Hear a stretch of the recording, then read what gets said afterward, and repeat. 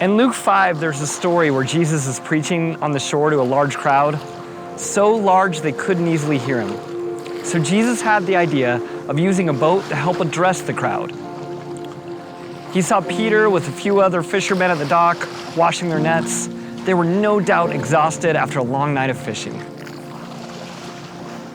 But that's when Jesus interrupted their plans for the first time. It was a simple ask. Can you take me a little offshore so I can address the crowd? The Bible doesn't tell us Peter's response. It doesn't tell us if Peter was thinking, all I want to do is go home, sleep, and forget this long, awful night of fishing I just had. All we know is Peter obeyed, and soon Jesus was standing on the edge of a boat, teaching the large crowd. When Jesus finally finished teaching, he told the fishermen, let's have a little adventure. Let's put the boat into the deep waters and cast your nets down. Finally, Peter lets Jesus know what kind of day he was having. He said, Master, we toiled all night and took nothing. I wonder what his inner dialogue was.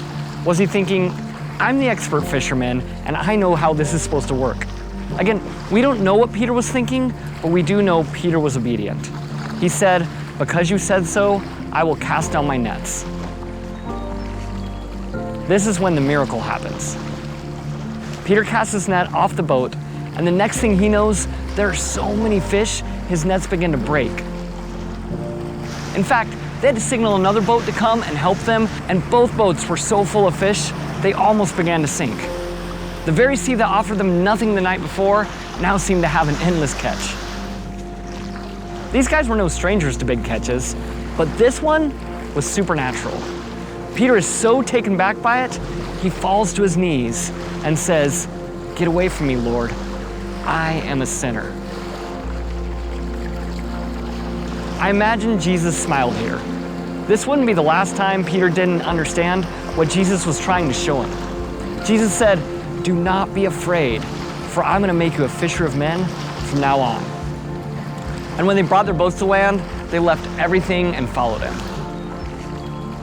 The amazing thing about this story was that Peter had all of his plans interrupted. The very short-term plan of ending a long day of fishing, instead of letting the day come to an end, he obeyed Jesus' simple request of letting him use the boat. It's a practical picture of the way Jesus uses us, using whatever simple things we have to accomplish the greater mission.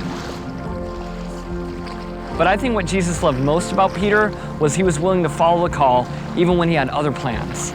Not only did he interrupt the plans for the day, he interrupted their careers, their very plans for their lives.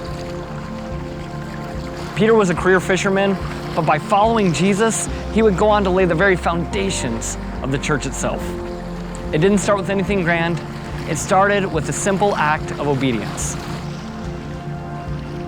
I wonder what simple act of obedience God is calling you to. Jesus is not looking for the most rich or talented or powerful or connected. He's looking for the humble and obedient. Are you willing to let God interrupt your plans? Are you willing to set something aside and open up your hands and say, okay, God, here I am, use me. This is a dangerous, bold prayer. But if you're willing to pray it, I believe just like Peter, God is something so much greater than anything you could have planned for yourself.